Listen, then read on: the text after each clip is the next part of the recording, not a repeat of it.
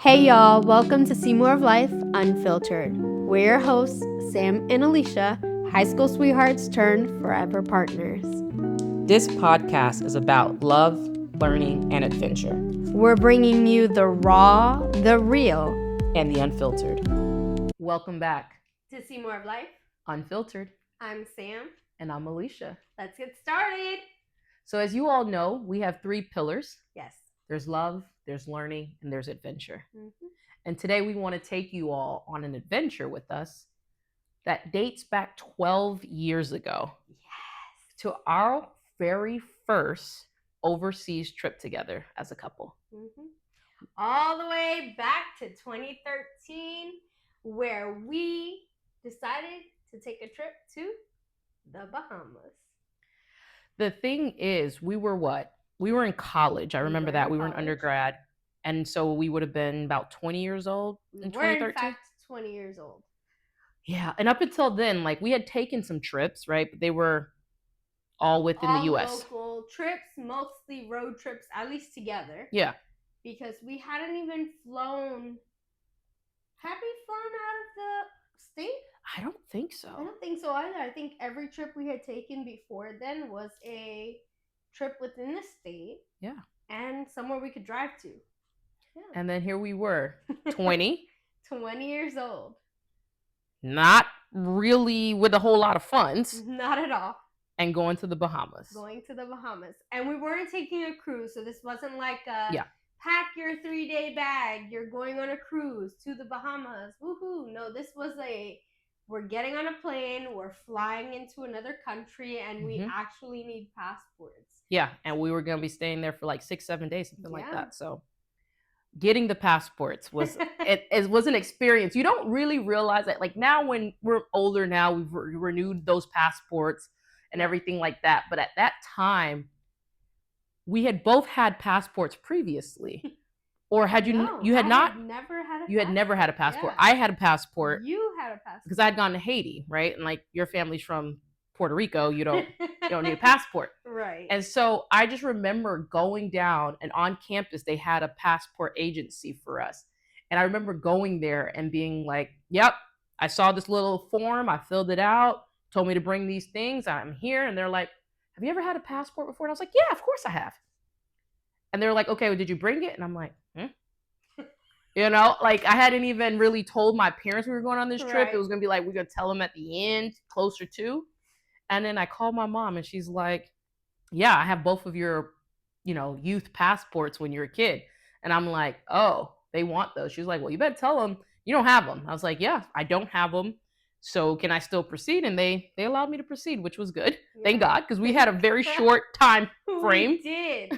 We did. And then we had to get your birthday. There was some challenge with you. The challenge for me was that we needed my birth certificate. And I thought I had a copy, but I didn't. So I had to go the route of securing my original birth certificate in order to go with the process and to get the passport. Yeah. So we had to wait for that. We had to pay to expedite yours. Right, in order to get the passport on time. Because again, we had no idea what we were doing. At all. We were going on this trip because we already planned to go. It was happening. Yeah. We were joining a friend. It was her 21st birthday. It was. And so we were like, you're not going alone. We're coming with you. Right? We did.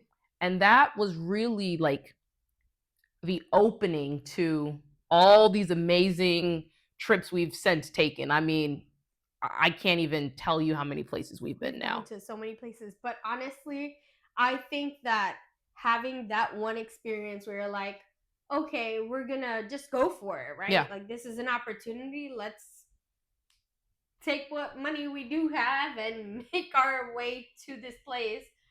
And once we were able to do it, I think it really opened the door for us to feel, one, safe enough to travel, two, bold enough to travel, and just kind of go from there. Well, you brought up safety, right?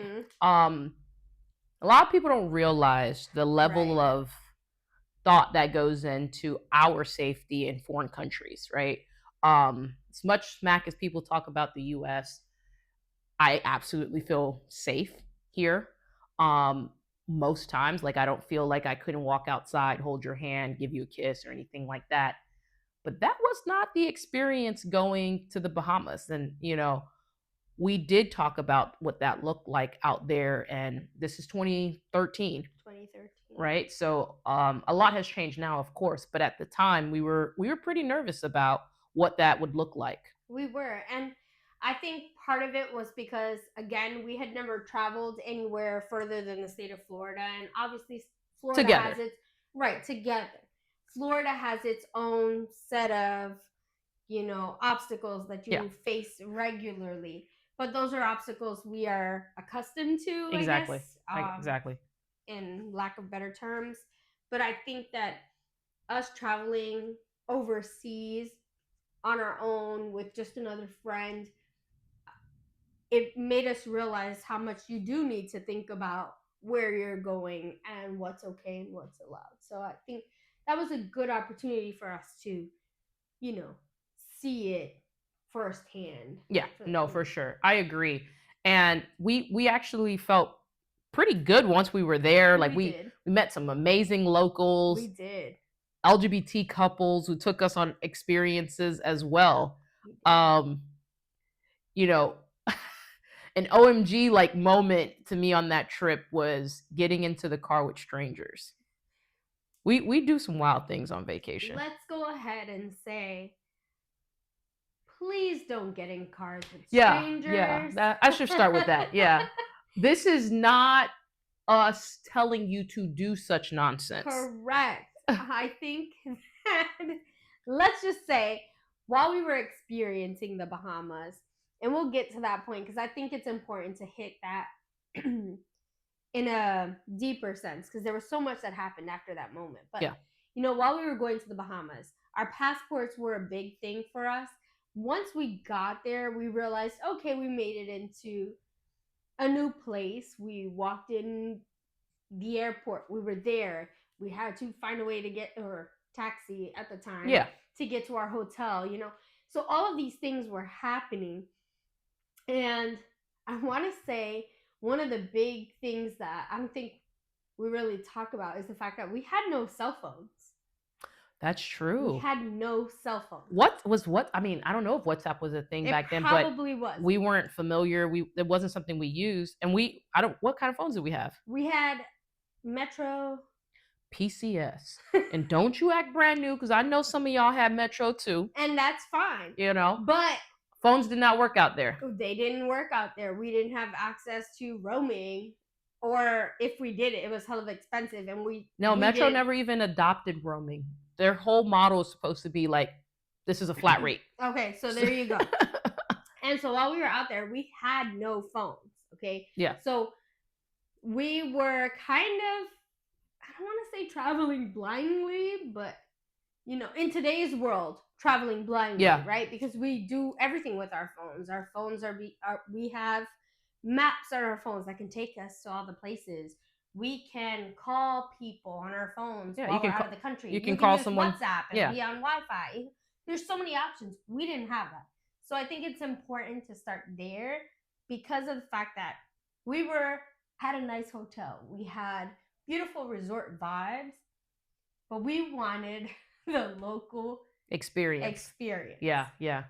And we, while out on the beach, had met some locals while at the hotel because that's when we met the older gentleman. Mm-hmm. And he was super sweet, right? Again, they say don't talk to strangers. Well, we're going to tell you about a lot of stranger danger situations. Right. That we just kept on going with the flow. Right. And so, do you remember our interaction with the older gentleman? Yeah. He was just like a nice guy trying to figure out what tourists wanted to do, right? Like, he wasn't pushy or anything. He just kind of saw us on the beach and he made us well aware that the beach was his office. Right. And so his whole motto, and like I adopt this mentality, is whatever it is you need on the beach, you need around here, I'm going to be your guy. And, when I think about it now, like, this was like my younger siblings or a child of mine, I'd be like, you were doing what? Talking to who? But at the time, like, he really took us under his wing and like showed us a really good time. Like, right. he made sure we wanted to do jet skis. He was like, these are the people who aren't going to charge you a lot. Mm-hmm. You know, if you go on that side of the beach, you're going to be charged. And I don't know if he was getting, you know, some sort of referral bonus at the end of all of this, but he took care of us. And like, he told us about different events going on and where to party and things like that. And he wasn't always there to accompany us, but like, he just led us on the right track. He did. And he was super sweet. He kind of made us feel like, you know, an older family member who was just there to guide you. So it didn't feel uncomfortable or unsafe. And so we took his recommendations, obviously with caution, because we are somewhere new. But it was nice for that to be our first interaction. And then we decided to do some touristy things as well. And the touristy things are what led us to our very many adventures, which were kind of cool.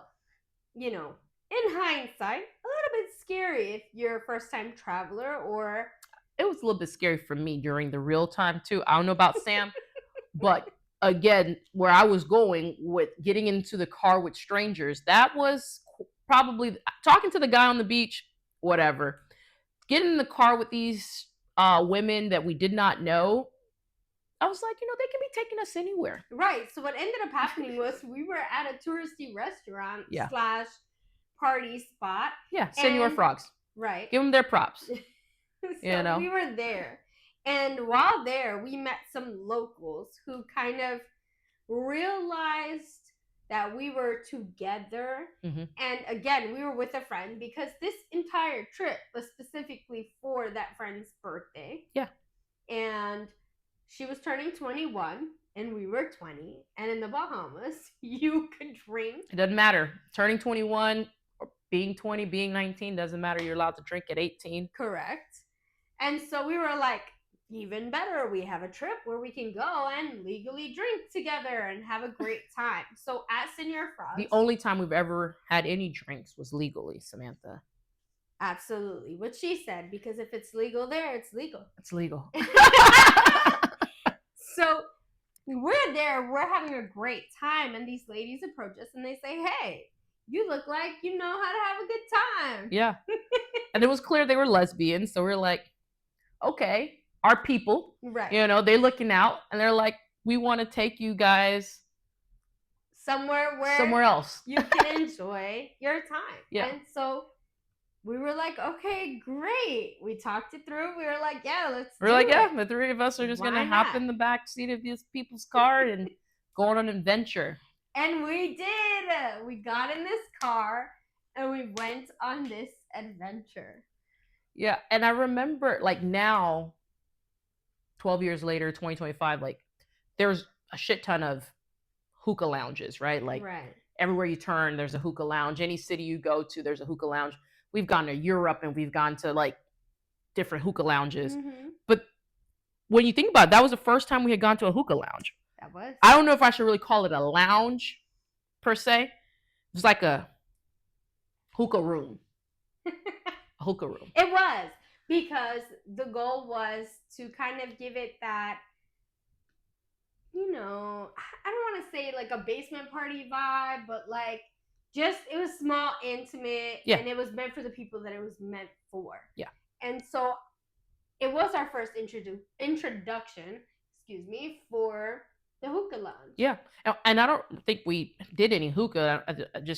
We just were kind of passing through. We had left one spot where they met us, and that probably ended at like 2 a.m. Right. And then we went to like this hookah spot which was essentially an after party. Right. Where you kind of just hung out until the real after party began. Yeah. And then we made our way to the real after party. And that was an ultimate experience. Yeah. I think that we were clueless as to what the hell we were getting into. Mm-hmm. We had no idea where we were going.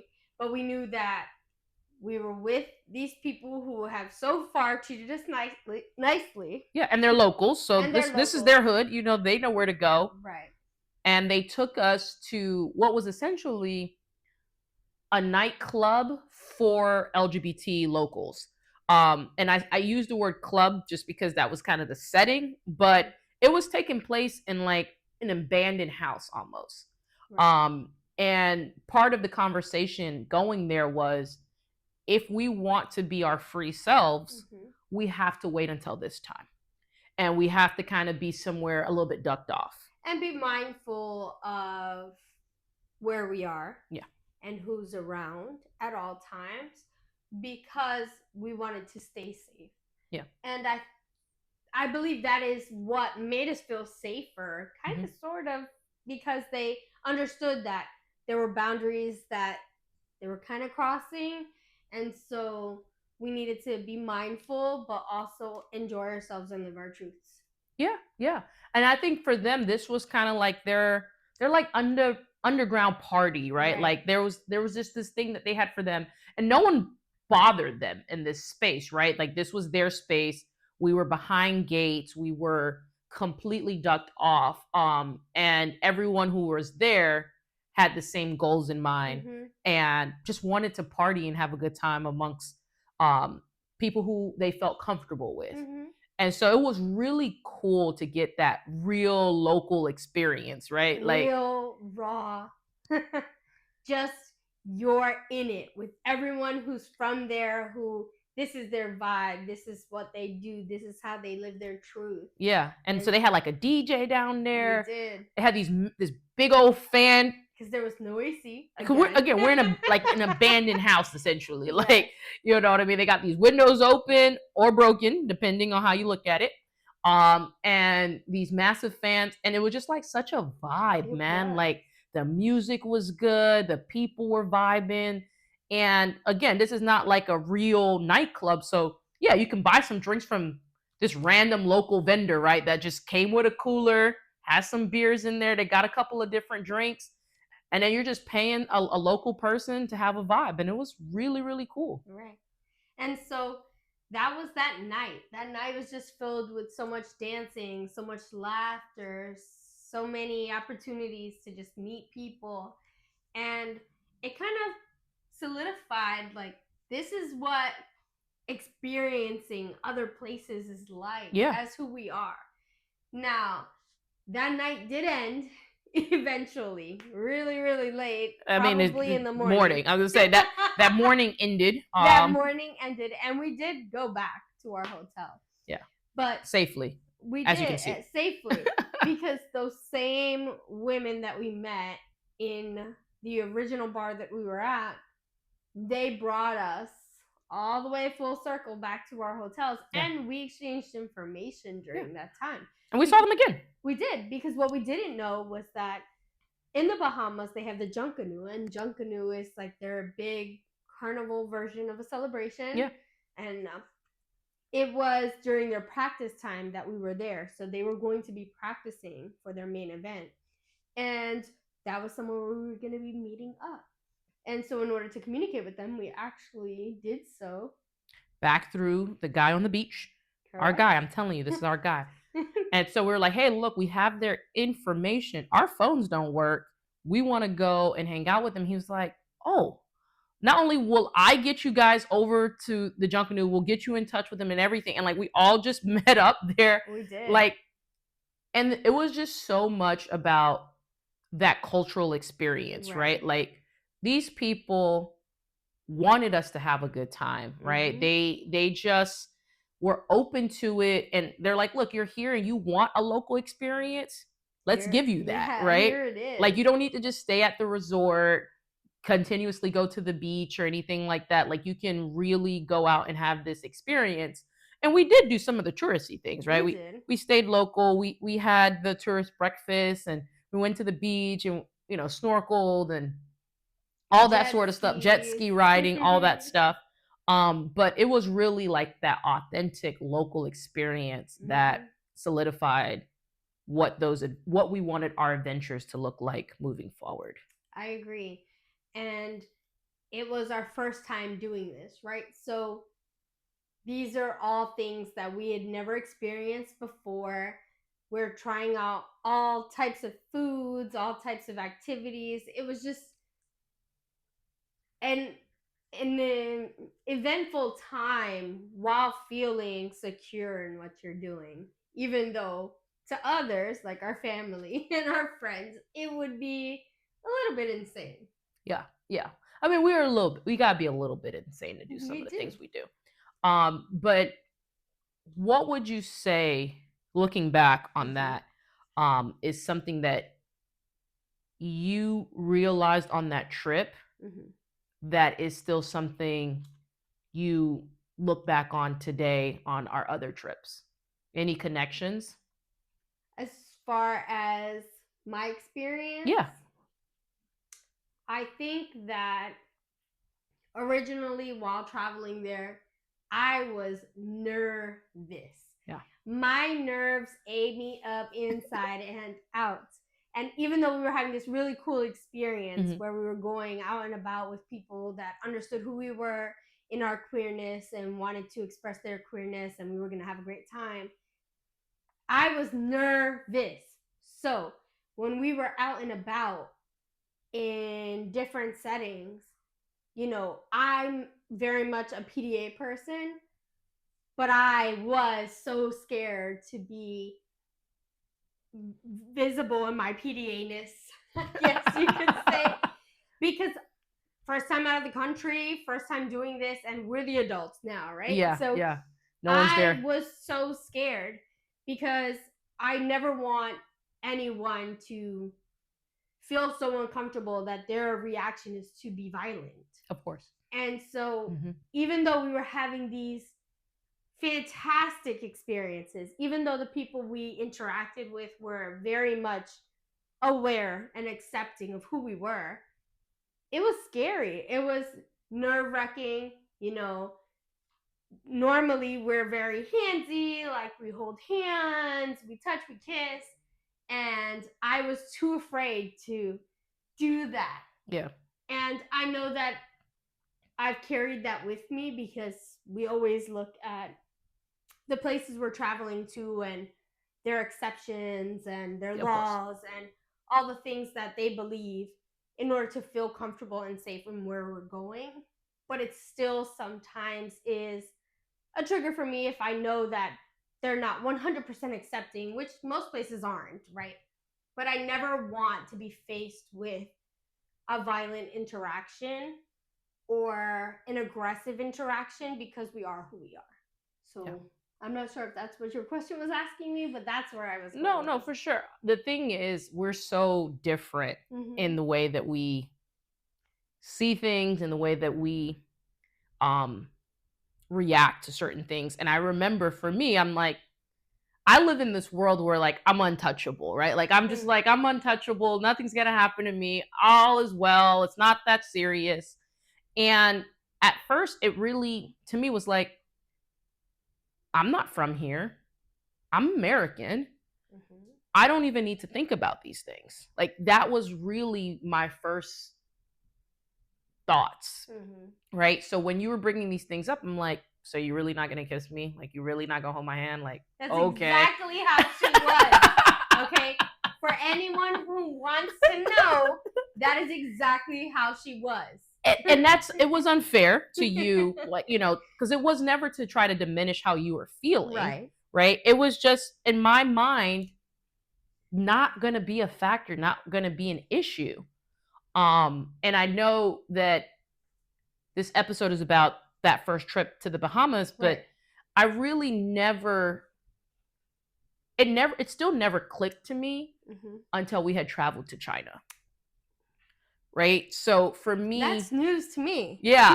I mean, and I didn't realize that until you had gotten hurt in China. And I know we'll probably talk about that in a different episode, but it was at that moment when I wasn't sure if, despite us being in an ambulance, going to a hospital, I wasn't sure how to identify myself in relation to you.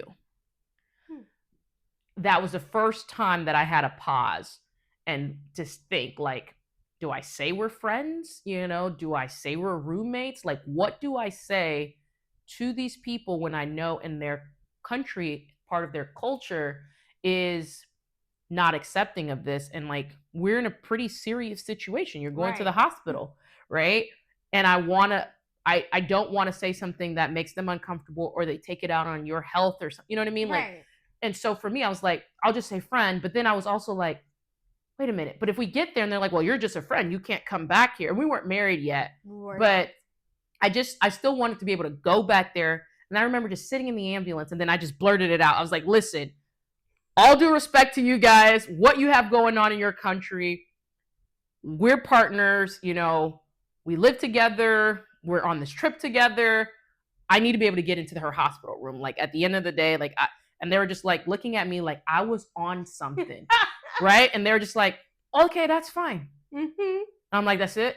Like I just did this mental gymnastics for nothing, right? And they're just like, that's fine. And then we got there and they're like, who's paying for this? And that's all they cared about. Right. So for me, like it just never really hit me.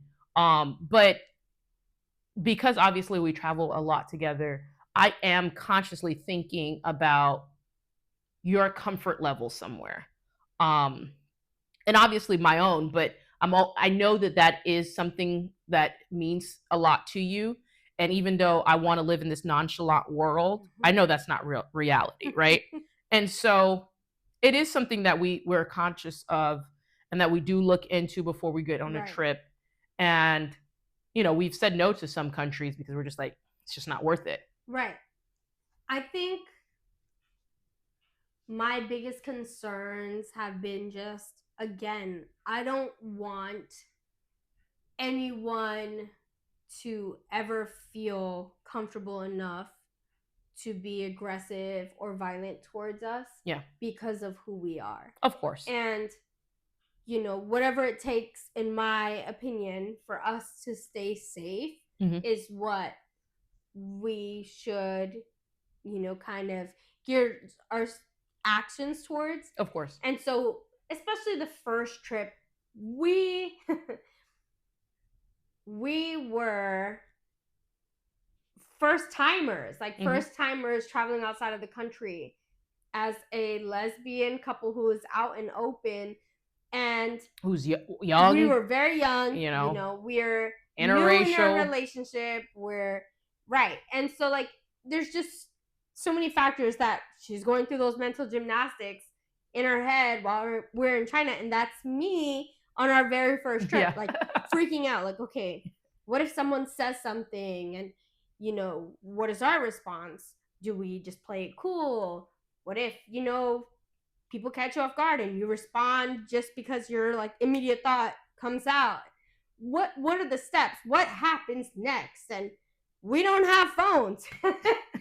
We've traveled here and we don't have phones. So like there's so many things that were going through my head then that have, I've thought about since, but over the years, I like to think that I've learned and I've grown into who we are, and we move a certain way when we're in other countries. Of course. And I think that is part of our growth. Yeah. And I think, we've had amazing experiences. I really can't think off the top of my head. There's been slight comments here and there we've experienced, but those would happen anywhere. But for the most part, we've been very lucky that most people just mind their business like we're minding our own. Right. And so that's worked out. I wanted to pivot because we just kind of highlighted some differences in our travel style, right? So what other differences would you say we have in our travel style? I can go first if you want. Go for it, because I have one, but I think you might say it. No, I don't know. I don't know which one you're thinking. Go. So I think sometimes when we're traveling, I'm like, Sam, and this is not what you're going to say. We're only going to this place for 3 days. It's packing. That's where you're going to go? Yeah, that's exactly where. And I'm just like, we're going here for 3 days, my love. Like, and none of these people have seen your clothes before. Like when we were in the Bahamas, they had never seen your U.S. clothing.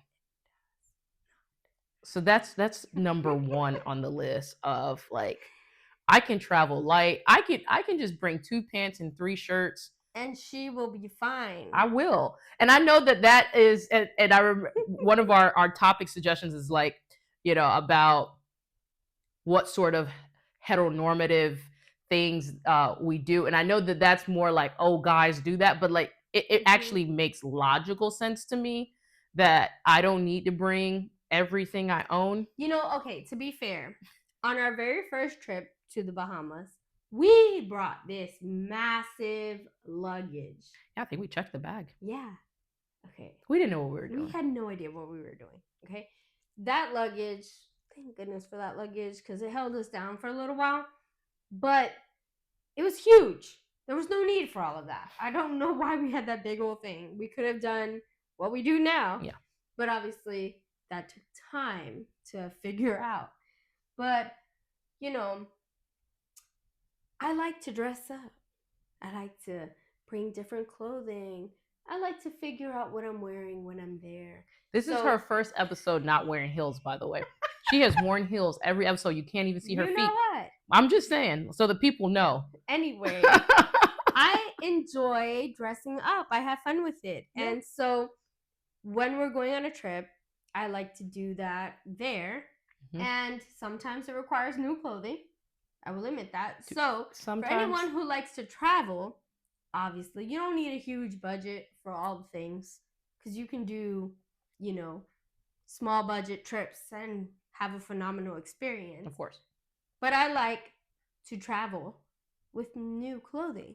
Mm-hmm. So that is, in my world, part of my budget. Okay? In her world. What? Alisha can do whatever she wants. Yeah. Right. What other travel style clashes do we have? Thinking of clashes, I feel like packing was always something we didn't clash on, but we were very different on. Of course, yeah. I think that we've grown accustomed to how we travel together. Mm-hmm. So, like, depending on where we're going, we'll either dress for the occasion upon arrival. And just get straight to it. Right. Or we will, dress for comfort, because Alisha will literally sit on the plane, put her seatbelt on, and that's okay. Asleep. It's not a clash, but that is a different travel style. It is. Like, I go to sleep instantly on the plane. I have to watch like 5 movies before I can maybe go to sleep. It's important to get your rest when you can get it. It is, and I agree. But she does go to sleep immediately, so that's like one of my things. We don't even talk for 5 seconds; she's already out. I think another one is like going through customs. Why? Tell the people, this is raw and unfiltered. Tell the people about your customs experiences. Okay, again, I am a nervous wreck for life, y'all. Honestly, I wish I knew what was wrong with me. I laugh about these things with my therapist. Oh, God. Because, honestly, we'll travel to a foreign country, and we'll come back, and we're going through customs. I'm an American citizen, right? Cannot stop laughing. But every time I get to that post of where they are, I freak out. I don't know what's happening to me, but I forget my name. I forget my birthday. The best part is that I literally try to give you a pep talk as we're in line. I'm like, babe, these are the sorts of questions they're going to ask you. Please be ready. Or when we're going into the foreign country, and I'm like, they're going to ask you for our address. It's here. They want to know where you're staying. They're going to ask how long days? We're staying here. I don't know. We practice these. We actually practice this in line, because I know my baby girl.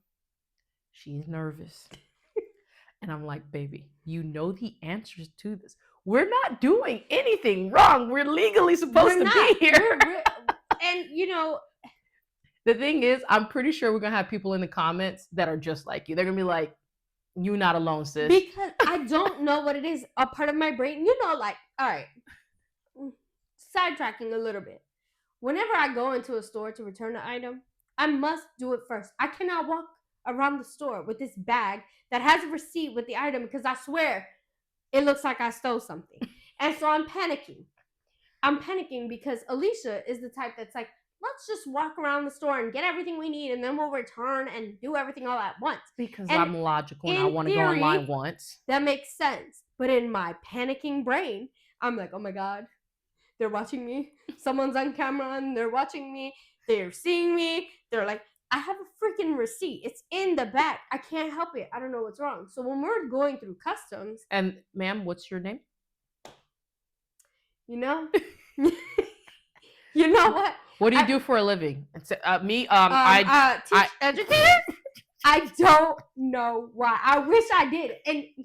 And then I'd just be standing there like, the same thing she's just a happened, by the child. way, when we went to go do what's that thing? Global entry. Yeah. We had to do an interview. I'm watching these people go before us, and they're asking them all types of questions. Where did you live? You know, are you associated with this address? All these things. And I'm like, I don't know the address we live at now, baby. Like, I have to write it down for me to know. Y'all, panic. I don't know why. And they only asked you like 2 questions. 2 questions. What's your name? And I think, what do you do? Yeah, what do you do? And I was like, teacher. And they were like, okay, thanks. And that was it. But the whole time, I'm like dying inside. I don't know why. But anyway, I don't know why. So we have our differences. We do. But we take care of each other on We vacation. do. I'm always very grateful, even though you are an overpacker. Honesty is the best policy. I am always very grateful when you do pack our stuff and you color coordinate us and you put them in all these weird shapes and into these baggies and stuff. I have zero patience, so I will never do something like that. But I am very happy to hand it over to you. So as different as we may be, we always take care of each other on vacation. So what would you say, like, through all these experiences that we've had, whether we've been nervous in the country or it's somewhere we've been to before, how would you say that has impacted our relationship, just traveling in general? I think it's great. Yeah. For us. I think because we live our lives on high drive. Oh, is that what we're calling it? That's what I'm going to call it for today's episode and for the that. future. High drive. Okay. We do. We're always working. And when I was in the classroom, I'd work all day, come home, plan at night. Alisha would literally leave the office, come home, work some more online. Like, we're just kind of always on, especially once we, started the business, acquired the other business. There's just always something to be done. Yeah. And so I feel like whenever we do go on vacation, it's our opportunity to kind of be out of pocket. Yeah, I like that. Yeah. I like that. And I think that when we're somewhere else, it just allows you to be a little bit loose, right? Like and I think you're more intentional about your time, right? Like you're just sharing how when we're home, we have to be at this thing next, we had to do this, or, we're working, we're living in our routine. Whereas when we go on vacation, we're like very intentional about like, okay, we're going to spend this amount of time doing this thing together, right? And the whole point of the vacation is to be together, unless we're taking vacations apart, of course. Or we're doing it with friends. Yeah. Like, those are still together interactions, but they include other people. Yeah, and it's just intentional about being free, being loose, enjoying each other, enjoying our time in a different country. Like, and honestly, if it's going to cost to like go have fun, I'm okay with that. I agree. And I think that it's important to note that it doesn't have to cost a lot to do that. Of course. It doesn't have to cost a lot to take a road trip. It doesn't have to cost a lot to take a flight or to go overseas. It just really is about how you decide to manage it and what you plan on doing, right? You can go literally on a trip and just hike the entire time in a foreign country and never spend anything other than money on food and stay. And even stay can depend on where you want to be. If you want to be at a 5-star hotel with, waterfall pool type situation, you're going to have to pay. Of course. But, being mindful of where you're going and what you want to do, totally make it affordable. Yeah. And I think we've learned a lot about ourselves and each other through traveling, right? I think it took time to learn, the things that you want to do that I may not want to do, and vice versa. Like, I don't necessarily want to go and shop. I'm like, I could shop anywhere, right? Mhm. So giving you that time to do that and have that experience. If we're on a cruise, I want to gamble. I want to go to the And casino. I You don't have want to do zero desire to that. sit next to me as I play poker, right? Mhm. And so, it's also like learning each other, um, that I think we probably wouldn't necessarily have learned if we weren't going out and traveling and having those experiences Mhm. and realizing, like, okay, we don't have to do every aspect of that together, even though we're being intentional about being together on a trip, right? Right. And the very first trip we took, a lot of the things we did were together. Hmm. We, went to every spot together. We went to the casino together. We enjoyed all the activities together, like getting on a jet ski for the very first Yeah, time that's a good one. ever. Yeah. I don't wish to really do the jet skis anymore, but it was together. We Yeah. experienced it, and then we're like, you know what? That's more of your thing. Yeah. I will sit those moments out. And since then, how many jet skis have you gone on where I'm like, I'm tanning on the beach while Yeah. she's on a jet You're like, ski? I can record you, or if I want to go jump off of something, you're like, mm-hmm. Go for it while I sit here and watch you. Because that's just one of those things where you're like, okay, I've done it, or I don't need to do it. Yeah. And we're okay with that. Yeah. No, and I think that's so important to do. It's for those who, maybe first time travelers, or first time travelers together, is just kind of respecting those boundaries. Mm-hmm. And I do think it takes time because we didn't know that in the beginning, right? Like, we Absolutely didn't not. just walk into our first trip and respected each other's boundaries. You want to make each other, puppy love, you happy, you want to do all these things, you want to do whatever the other person wants to You do. want them to feel like you want to be involved in every aspect of their choices and vice versa. And then you realize you don't have to be. Not that you don't get to be included and involved, but Hmm. you don't have to do everything just because. Yeah, I agree. Mm-hmm. Boundaries are important, folks. For couples, for friends, because even friendship travels, and we'll talk more about that later, especially with friends. Yeah. But those require boundaries to be respected as well. And we have some friends that might dive deeper into that. Yeah. And to your point earlier, traveling doesn't have to be perfect, right? Mhm. Like, there's going to be hiccups, there are going to be ups and downs, there's going to be flight delays, there's going to be cancellations that happen, and we've experienced those where we're stuck in a country for an extra day or two, even if we don't want to be. We've had those experiences as well, but it's just making it meaningful and impactful for you. Yeah. And respecting that someone might become frustrated or overwhelmed with the changes in the plans, and that's normal and that's okay, but Yeah. working through those solutions again as a couple, as individuals, or as friends. Yeah. And the final thing I'll say is going back to what you said in the beginning that Mhm. impacted you on our travel, and me having to kind of mature in a sense where, no, I'm not untouchable, and also needing to realize, like, your feelings are valid, what you feel you're experiencing are valid, and it just ties right back into having those boundaries and respecting those boundaries, and just taking a moment to try to understand where someone else is coming from. I think that works in your relationship no matter what you're doing, but especially in traveling to new places and experiencing new things Mhm. together. I agree. I think it's important, and I think it is important to have an experience and analyze it and then learn from it. Obviously, in that, I think back to our very first trip, and one of the things that happened that I remember, I don't know if you do, but I don't know if we were doing an excursion at this point, but there were gentlemen on this trip, and they kind of thought you and our friend were together. Oh, yeah. We were on a bus, so it had to be like an That's what it excursion. was? Okay. Yeah. And that I was just a tag along friend. Hmm.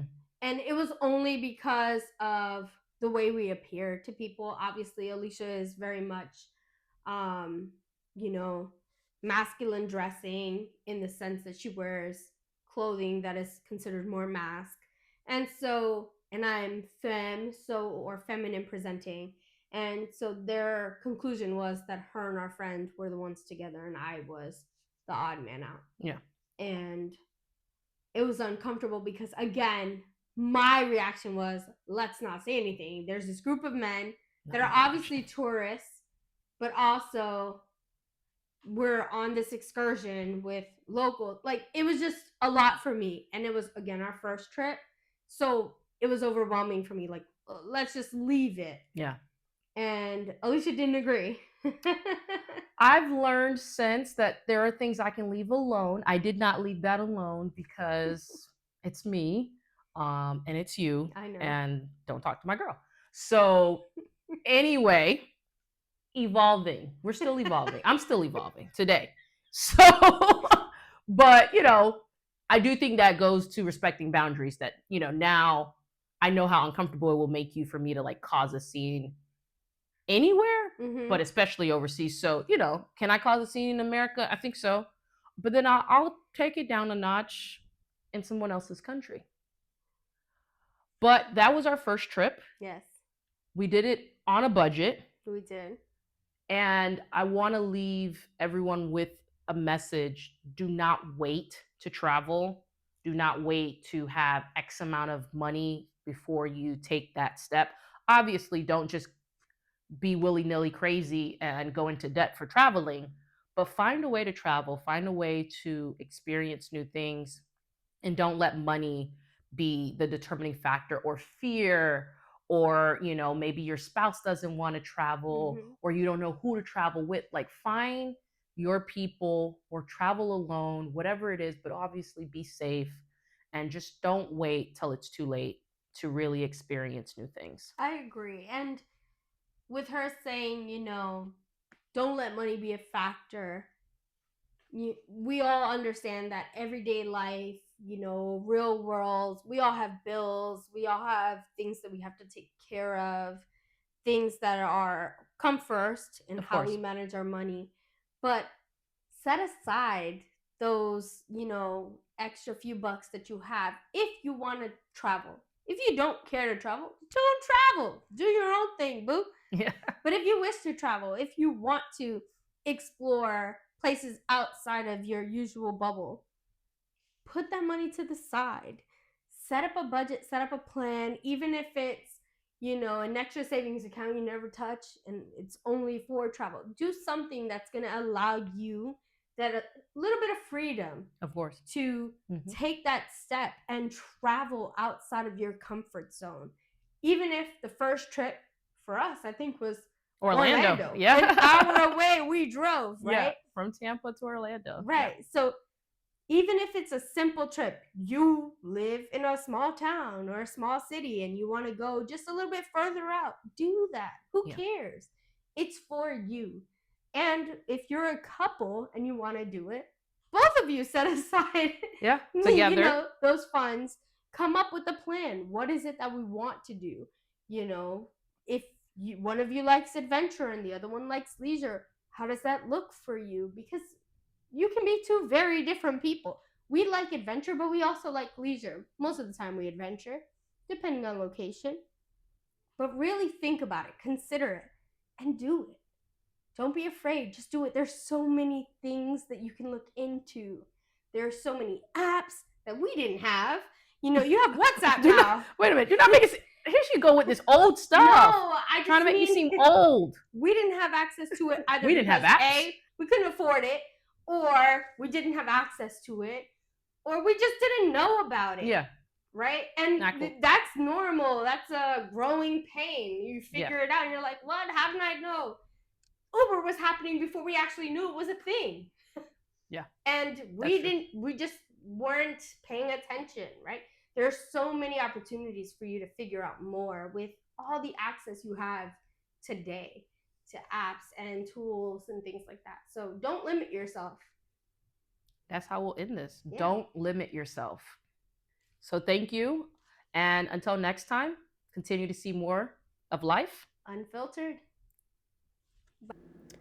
Thanks for sharing this moment with us on Cmor of Life Unfiltered. If you felt a spark, learned something new, or just laughed along, hit follow, leave a review, and share this with someone who needs it. You can find more love, learning, and adventure at cmoroflife.com. That's CMOR of life.com.